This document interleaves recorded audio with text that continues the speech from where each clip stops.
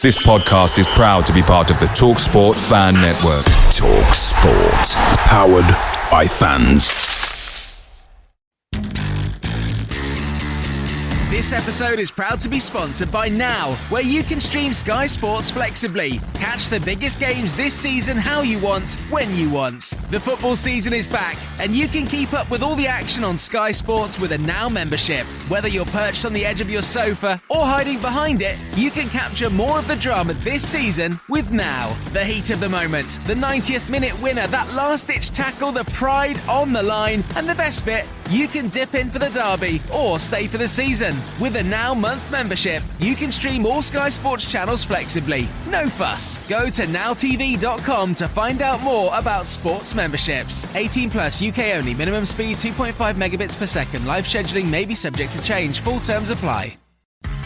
This podcast is brought to you by Coral, and they're here for the fans. At the Fan Network, we have a mission to shake up the game we all love, and that's why we partnered with Coral, who've been shaking things up too. With their free-to-play rewards shaker, there are guaranteed rewards and exclusive offers to be won every single day. Whether you're a part of the Badging Brigade, the Away Dayers, or the Football Fashionistas, Coral's here for the fans. Play Coral's reward shaker and win bigger guaranteed daily rewards and offers this season. For over 18s only, maximum one reward or offer per player per day. Reward restrictions and requirements and other T's and C's apply. Visit gambleaware.org for more details. This podcast is sponsored by AMG Logistics and in association with the Birmingham City Official Supporters Clubs. I'm your host Craig Courtney, and we're looking forward to the next Blues game and finding out what our opposition fans think. Sit tight and enjoy the next edition of The Away End.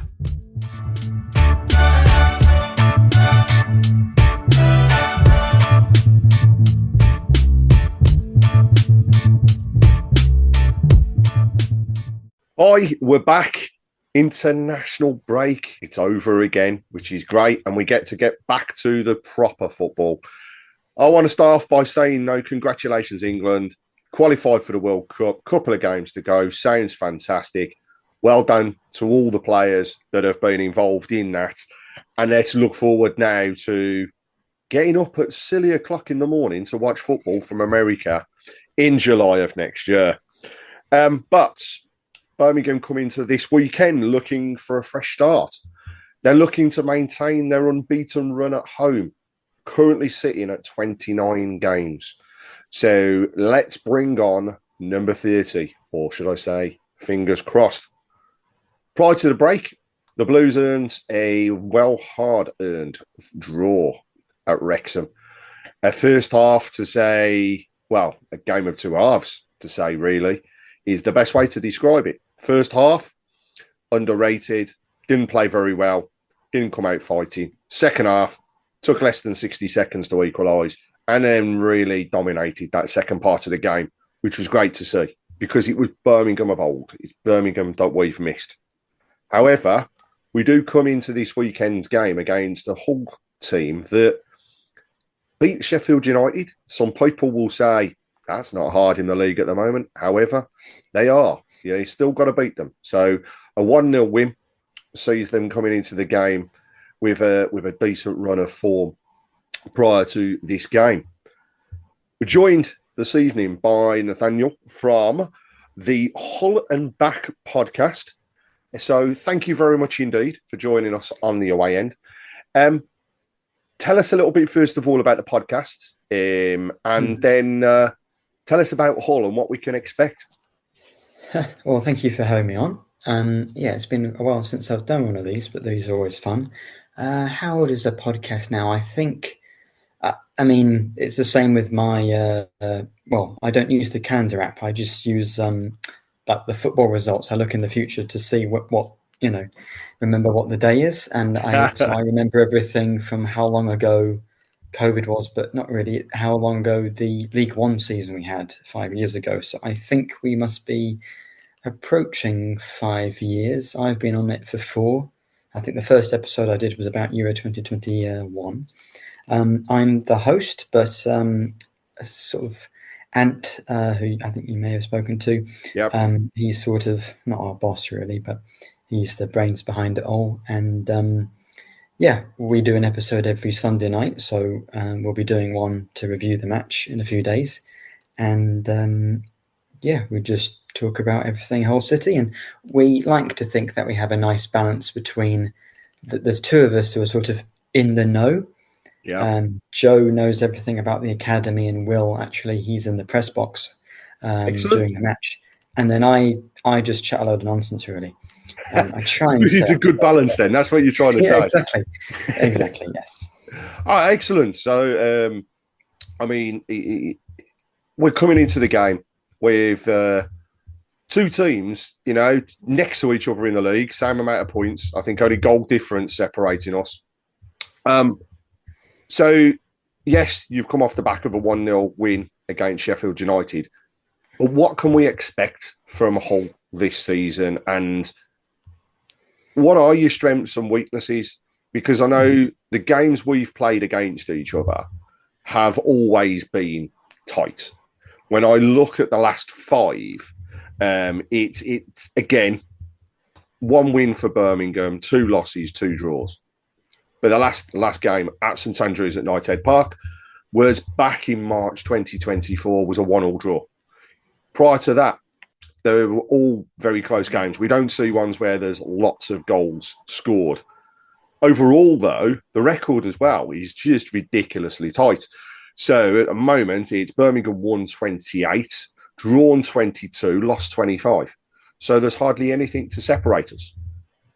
Is that going to be different on Saturday, though? So tell us about Hull. Well, I think a few years ago, we had those 2 3-3 draws, didn't we? Yep. I mean, last few years, it's been fewer goals. I think Birmingham's probably actually one of the places we have a decent away record over a longer period of time. But to be honest, I've predicted, and maybe I'm jumping ahead, but it could easily be another 3-3. With the way we play, we talk about our strengths and weaknesses. Our weakness is definitely keeping a clean sheet, because although I think are we only out of 2 teams to keep a clean sheet against Coventry? Is that yourselves as well? Oh, no, we got spanked. They truly turned us over. But yeah, because they've scored like 1,000 goals already this season. And we didn't even have Ollie McBurney, our best player. He only came off the bench for that game, but we really had a few injuries, and it wasn't the best game to start with. The squad wasn't where we wanted it, and we scraped a 0-0, and when we conceded 3 at Wrexham and 2 against Oxford and 4 against Bristol. So another 3-3 is definitely on the cards, because we don't really play open, but we can't defend. But with McBurney, who we'll get on to, I guess, but he's been so good for us and scored a lot of goals. So it could be a high-scoring game. It's interesting to say that as well, because I think, am I right in thinking that you haven't won on the road this season? And I might have just given that the complete kiss of death from a Birmingham perspective. But you're coming into a game where you guys haven't won on the road, but Birmingham haven't lost at home. So we'll definitely come on to the predictions, but you could well be right with a draw. Yeah. But no, I mean, what you mentioned, like not being able to keep clean sheets. That sounds like the biggest weakness. Is there a reason for that? So is it that you're lacking in defensive areas, or do you think it's just the setup of the team? I mean, how does the manager structure the team nowadays? Are you we're like play 4-4-2, or do you do the 3-5-2? Are you we're going to put 1-on-1 up front? How do you set up? Well, it's a bit interesting. I guess you would normally say it's a 4-3-3, but it's changed a little bit. I guess the important thing for this is context. So over the last few years, we've either had a great home record, terrible away, or we've been last 2 years, we've actually been really good away and very bad at home. 2024, we won 4 or 3 home games in the whole calendar year, which is pretty terrible. And including, I think, a few draws with yourself. The manager has been brought in because he plays more exciting attacking football. Our owner, basically everything comes to the owner. He's the Turkish Simon Cowell. Acun Ilıcalı has his money from being a media tycoon in Turkey. And Lim Senior and Ruben Sayers last year, they didn't play exciting football. And that's why Sayers was sacked, even though he kept us up. Whereas Sergei Yukevich, I think Acun saw Oh, he was the manager of Dinamo Zagreb, and they lost 8-2 to Bayern. That's exactly the sort of manager I want. I want to see, high-scoring games, and of course we don't want to lose 8-2. But so last year, away from home, we would grind out a 1-0 win or 0-0, and at home we would lose. I mean, this season it's completely different. We are high-scoring, and to be honest, for the first time in the 2.5, 3 years that Adrian has been the owner, this is probably the first time where we are seeing exciting attacking football. We had the former CSK Moscow manager Leonid Slutsky about almost 10 years ago now, and it's very much like that, where we will try and outscore teams 3-2 here, 4-3 here, 3-3, 2-2, lots of 2-2s. And so actually, yes, as you say, the 1-0 win against Sheffield United is exactly the sort of performance we wanted, because it shows that we can get a clean sheet. And I think overall, if you're conceding so many goals, we're the worst defence in the league. So it's partially, as you say, because of the setup of the manager, but it's just this kind of weird knack where we're either good away, good at home, or can defend. And last year we were the lowest scorers, whereas we're like the third or fourth top scorers now. So it just feels like an overcorrection, but it's what the owner wants. And if you can pair that and just fine-tune it and find the right balance, we could have a relatively positive season. But it's not because of the personnel, because Ivor Panda last year, our goalkeeper, won Player of the Year. We've got Charlie Hughes, who the club think is worth about £20 million. And we've got John Egan, Louis Kyle.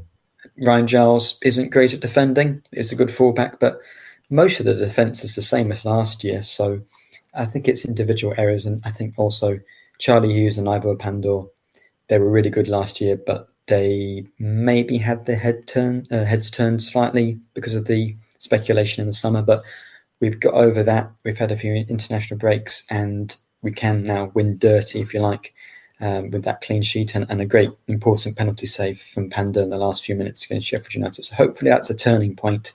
So long as we keep the goals with it, but it's difficult. So I think it's exciting to see all these goals, but at a certain point, because Dean Holden is actually our assistant manager, but he has been a full-time manager for a few clubs, like, is it Charlton and Stoke?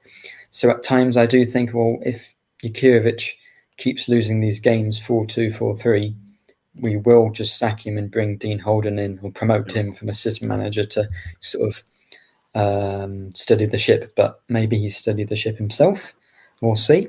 Or, it could be 5-5, because that is just how we like to play.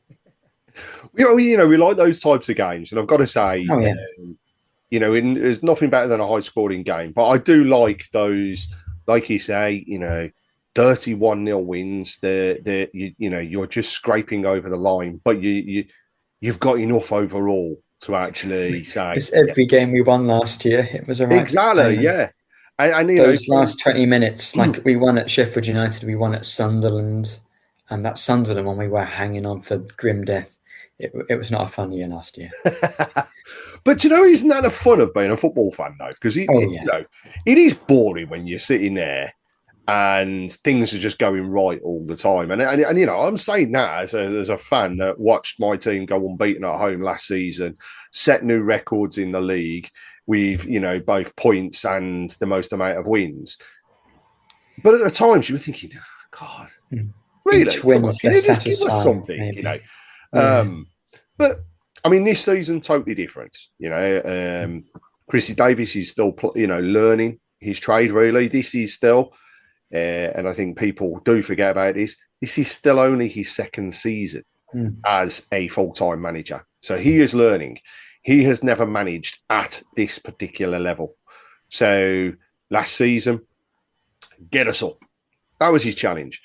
He did phenomenally well. Didn't just get us up, like I say, set the records. Now he's got to show that little bit more mettle and show us exactly what he can do. There have been some horrible performances so far this season, but there have also been some decent ones. So, hey, I'll take where we are at this present moment, and hopefully we can go back on a run where we continue to steady the ship and then push on.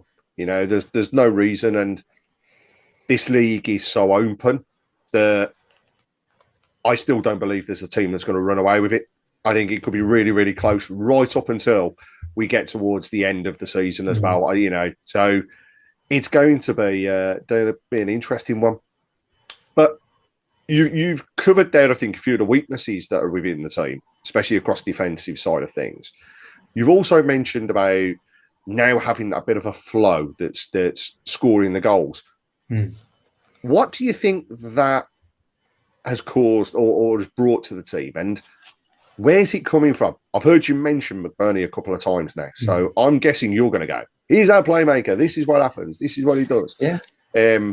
But is it just that, or do you think that you have got areas that are gelling and like ourselves, still people learning? This podcast is brought to you by Coral, and they're here for the fans. At the Fan Network, we have a mission to shake up the game we all love, and that's why we partnered with Coral, who've been shaking things up too. With their free-to-play reward shaker, there are guaranteed rewards and exclusive offers to be won every single day. Whether you're a part of the Badging Brigade, the Away Dayers, or the Football Fashionistas, Coral's here for the fans. Play Coral's reward shaker and win bigger guaranteed daily rewards and offers this season. For over 18s only, maximum one reward or offer per player per day. Reward restrictions and requirements and other T's and C's apply. Visit gambleaware.org for more details. Every day there's a new challenge to face. So meet Trimble, the technology company that connects your physical and digital worlds, allowing you to make decisions and take intelligent action to get the hard work done. And the best part, you can do it all faster than you've ever thought possible. Check them out at Trimble.com. You ready to turn data points into decision points or turn deadlines into finish lines? How about turning possibilities into profits? Then turn to Trimble. Yeah, well, we've still got players to come back in, actually. I mean, because last year we had Liam Miller and Mohamed Baloumi as the wingers to start the season, and they both got an ACL injury, I think, like within 2 weeks of each other. So, of course, you take out the two best creative players, you do struggle. And we had João Pedro up front, not the one from Brighton, although we'd say ours is better. And he was a great player. And we always kept saying, well, if he could run, he'd be like the best player to ever play in the Championship. But if he could run, he wouldn't have signed for us, to be fair. But we've gone from having players that put in a lot of effort, but the quality or the physical sort of traits aren't there, to McBurney, who just seems to be playing the best football of his career. Because it's always been, at least at the Championship level, he's struggled in the Premier League, but at Championship level, he's been pretty solid. Yeah, he's always been there or thereabouts. I think there were times when he was looked on for most teams, and he could have gone on and still can go on to have fantastic seasons. What do you think? Is it the case that because he is getting more of the ball that he's getting the opportunities, or is he creating them himself? Well, his time in Spain must have helped him, because you see it sometimes. He didn't have a great year there, but actually assists became more of his game, because he had Fabio Silva was at Wolves up there with him. So they played two strikers up front, and his job as the older player, a more technical player perhaps, was to assist for the other players at Las Palmas. So he's got 7 goals in our competitions, but he's got 4 assists as well. And before last year, that wasn't really part of his game. So he is a playmaker. He's like Kane. He doesn't necessarily come quite as deep as Kane, and he's not as good, of course. But he is a bit of a playmaker himself, whereas João Pedro, I think, got 1 assist last year, and he was miles offside for that, and it shouldn't have counted. So McBurney's creating his own chances as well. Because we did have good opportunities last year. They would mostly fall to Regan Slater, who's a defensive midfielder. He had, his miss compilation from last year was unbelievable. If those had fallen to someone like McBurney this year, we would have been fine. So it's good to have a proper striker, because we didn't have one last year. And the year before, we had Liam Delap, who's gone on to better things. But he was injured for half the season. We played him on the wing for about a third of the year as well. And we had a lot of wingers. We had Philogene and Tufan, Carvalho, Amur, Twine. So we had all these number 10s and wingers, but no focal point. But McBurney's a proper focal point. He's a bully for defenders. He was nicely to play against, and he's improved. He's in his peak, and so yeah, he's playing really well. I still don't understand how we got him. I know we're paying him an awful lot of money. That's part of it, but because I think Wrexham, obviously, Sheffield United and Ipswich, they all wanted him. Swansea as well because he's been there before. So it was a big exciting day when we got him. And then the reintegration of Ryan Giles has been important as well. This is a bit of a niche reference, but remember years ago when Chelsea had Alvaro Morata, and he wasn't great, but he scored a lot of goals, specifically assisted by Azpilicueta. They seem to just have that uncanny knack of finding each other.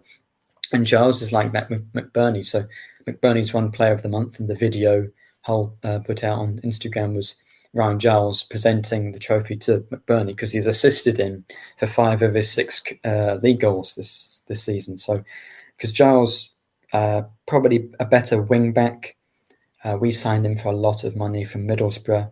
Defensively, he's not lived up to it, but Jurkiewicz is really keen to say, well, we want to get the value out of him because we've spent so much money. And if he can provide the goals to McBurney, who loves to get across onto the end of a cross in the box, then that's just a great recipe for goals. So if Giles or McBurney get injured, it'd be interesting, to see if McBurney's the top goal scorer in the country, or he's got the most goals and assists combined.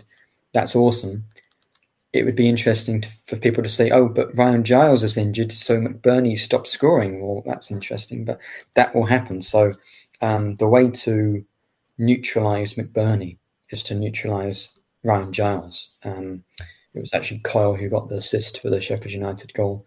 But yeah, if you can neutralise the fullbacks, which is going to be difficult with the form they're in going forward, then that's the way to stop McBurney, because you can't stop McBurney because he is just playing so well.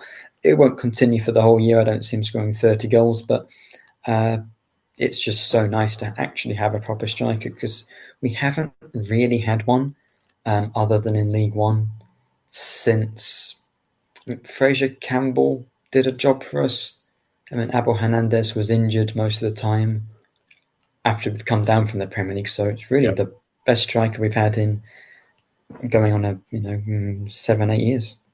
And I think this is what people fail to recognise, is it's not always about the goal scoring, it's about the consistency of the play. Having somebody that is, if they're not going to score, they're going to create the space for somebody else. And it sounds as though that's what we can expect on Saturday. I'm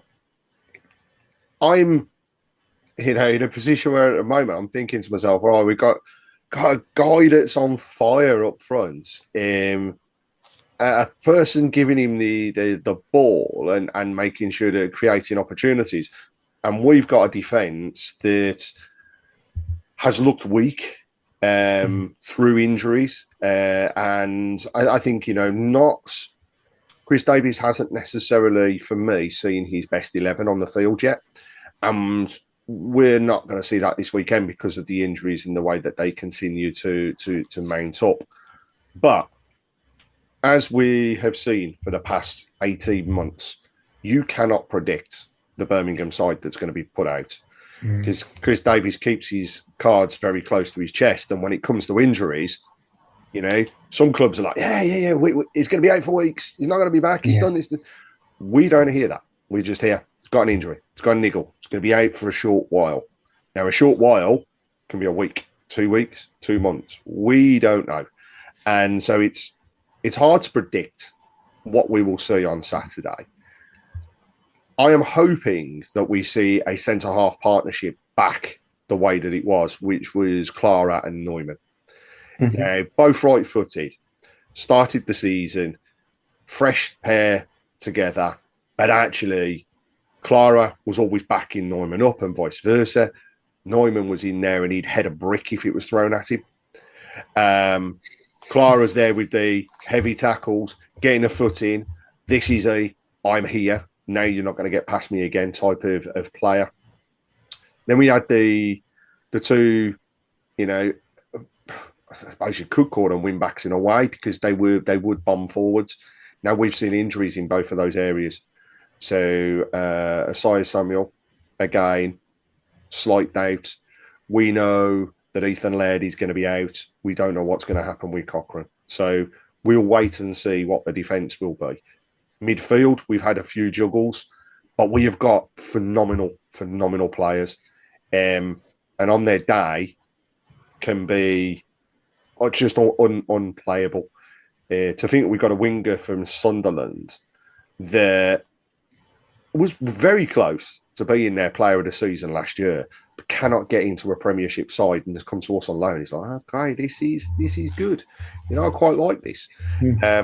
So we'll see. And then when it comes to being up front, you know, we've got obviously Stansfield in now. He's been off the ball a little bit, but he's beginning to find his feet again. We've got Kyogo. So Joe on our podcast, and this isn't from seeing him in a Birmingham shirt. This was at the under 21s Euros. Yes, yep. What did he say? Basically, nothing kind. He said Stansfield is dreadful or something. So, I mean, obviously, you're going to think he's better than dreadful, but how is he adapting? Well, I guess he's already played in the Championship, but how is it? Yeah, he's played in the Championship. This is his, you know, I think the weight of expectation on him last season was great because... Well, from me as well. I was saying if you're spending 20 million on a player, exactly. you should score 30. Going in and setting brand new records, etc., you're just never going to know what's going on. And when they signed him, it was like, no chance, you know. He's got to hit the ground running, which he did. He's been involved more this season. We're definitely seeing more playmaking coming from him. He set up the equaliser at Wrexham. So we're seeing more of that game. We're not seeing the goal-scoring prowess necessarily that we'd seen last season, but nor would I expect that. You know, he's still young, and at the end of the day, it's a totally different game. You know, last season he found space all the time. This season, you've got defenders that look. Some of them are coming to the end of their career. Some of them are hitting their prime. You go to the Division 1 and you've got players that are just really saying, we want to get out of Division 2. You know, some are great. Some have got the ability to move on. Others, to me, as I saw last season, were just, this is their level. And if I take Sheffield Wednesday as an example, the one thing I saw from Stansfield that I haven't seen for a while was he played for the goal. It was his shot that was saved. He was there then to follow up. And that's what we have been lacking from him. But I think that has come down to, I don't think he's been 100% fit. And, you know, let's face it, he did the whole of the England under-21s during the summer. He's then come back and done pre-season. So actually some players have had weeks of break. He hasn't really. So that might be telling its tale a little bit. But I'll never write him off because he is good, you know, and on his day, he is a phenomenal, unplayable striker. And that's the one thing that I would say is he can turn it on. He can be fantastic. He'll have his bad days. He'll give his effort all the time, though. And, you know, you'll see that on Saturday. I want to test your knowledge a little bit now. Okay. So we've talked a lot about the players here now. But there's been players of past that have signed either from Hull to Birmingham or from Birmingham to Hull. Now, there's not huge numbers. There's actually, over the years, not been many at all. And I'm wondering whether you can name 5 that have represented both clubs and have signed either from Birmingham to Hull or Hull to Birmingham. For example, not Sebastian Larsson, who's played for both, but in between. Okay. Yeah. Well... Bustin' with the Boys is here to let you know that every college football Saturday, FanDuel is dropping profit boosts that can turn wins into bigger wins. Sounds like we should rename Saturday Booster Day. Nice. 21 plus and present in select states. Opt-in required. Bonus issued as non-withdrawable profit boost tokens. Restrictions apply, including any token expiration and max wager amount. See full terms at FanDuel.com/sportsbook. Gambling problem? Call 1-800-GAMBLER.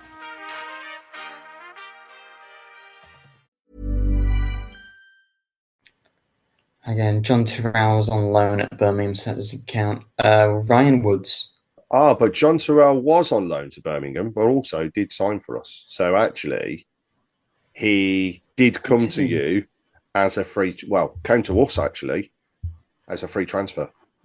So you can have John Terrell. We bought him from Arsenal, I'm sure, because I remember we wasted all that money on him. But yeah, I guess if you're giving it to me, I'll take it. I'll give you John Terrell. Right. Yeah, but definitely Ryan Woods because we bought him from you guys. I'm Indeed. sure. That's correct. Okay. Yeah. Birmingham. I make goal compilation videos of our new signings. I'm trying to remember ones I've done of Birmingham players who've joined us. Who have we sold to Birmingham? Oh well, again, was it a loan? But Cody Drame, right? Yep. Yeah. This is a good question. I'll give you a hint. There's a couple of goalkeepers in there. I was going to say Stockdale. Well, Stockdale's not there, no. That didn't sign between us. Ryan Alsop. Ryan Alsop, yeah. How could you forget that one? I blame him. We'd be in the Premier League if it wasn't for him, I'd say. But incidentally, dropped out the Birmingham side at the moment. Yeah. So it gets dropped by every club, though. We didn't see last season. Well, last season he was on. Nothing was getting past him. Yeah. This season we saw a couple of mistakes, so I think that's why they've given him. He does have ability. It's just when it's going badly, it goes very badly. Yeah. A couple of goalkeepers. The other goalkeeper. We bought Curtis Davis from you. Did indeed, Curtis Davis. Yeah. So you've got 4. So just one more. I'll give you the positions. Okay. One's an attacking midfielder. One was a centre back. One was a centre forward. Centre forward was actually a loan transfer from yourselves to us. Again, I don't know if this counts. Dan Crowley? It does count, yes. So Dan Crowley was actually the loan transfer, and that's attacking midfielder. To put you out your misery, the other 2, the centre back, Danny Lupano. I don't know. And the final one was your centre forward. And I was quite surprised you haven't mentioned him, actually. Oh, what's his nationality? I'm getting good question. All I can say is he signed for Birmingham on a loan transfer in 2013-14 season. Premier League? Ooh, Birmingham. I don't know. Aaron McLean. Oh, was he? I didn't know he was at Birmingham, right? Yeah. Oh, and then your other goalkeeper is probably way before your time, but 1979, 1980. And was Jeff Whelans as a goalkeeper. So, but no, I mean, I've seen somewhere we've had loads of players, and obviously this one was very close. So, get to that point of the show where I have to say, I think I've already heard the answer, but I'm going to ask again. What does your head say the result will be, and what does your heart say the result will be at St Andrews at Knighthead Park on Saturday? Well, I've already said, I guess, my heart answer, which is 3-3, because we've had 2 of those in the past, so it can happen. And I just think Jukiewicz is going to have 2 weeks to think, that was a boring game against Sheffield United. We want more excitement. So 3-3, I mean, it's not really, it's not a head answer, is it? It's a bit silly. We're much better at home, and defensively away from home, it just, I get concerned. It'll be a tight game. I don't really think I have any confidence that we'll really get a result away from home. I guess heart 3-3, head 2-2, because fair enough. So fair to say, score draws. Yeah. I mean, for myself, the not knowing of the team that's going to be out there on Saturday, I think makes a difference. There's the potential that we won't see Damari Gray. Apparently, he was injured during international break, but then we don't know to what extent. We have got, for me, a little bit of a wounded animal at the moment.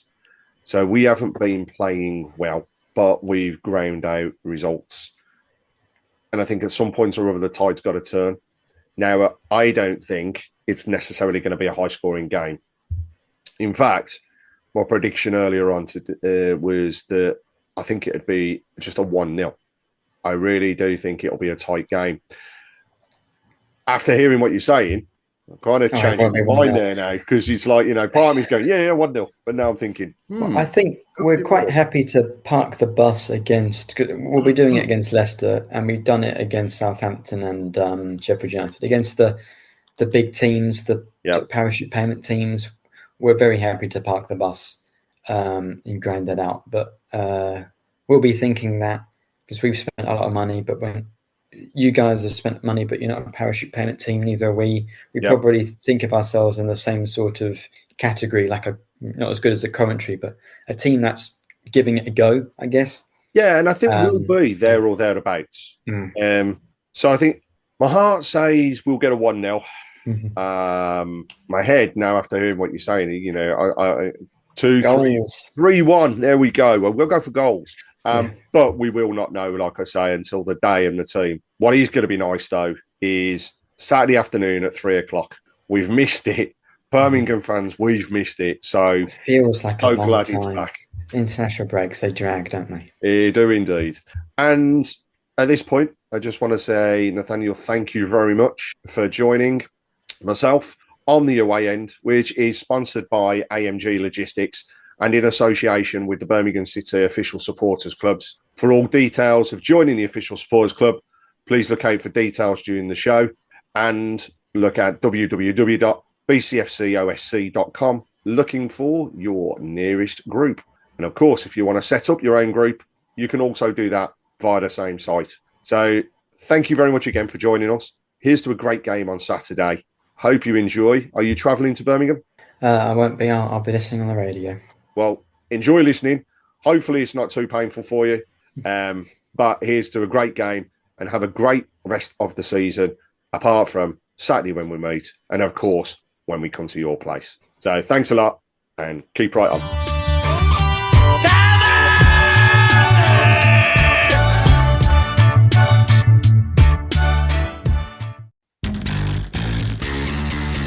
This episode is proud to be sponsored by Now, where you can stream Sky Sports flexibly. Catch the biggest games this season how you want, when you want. The football season is back, and you can keep up with all the action on Sky Sports with a Now membership. Whether you're perched on the edge of your sofa or hiding behind it, you can capture more of the drama this season with Now. The heat of the moment, the 90th minute winner, that last-ditch tackle, the pride on the line, and the best bit, you can dip in for the derby or stay for the season. With a Now month membership, you can stream all Sky Sports channels flexibly. No fuss. Go to nowtv.com to find out more about sports memberships. 18 plus, UK only. Minimum speed 2.5 megabits per second. Live scheduling may be subject to change. Full terms apply.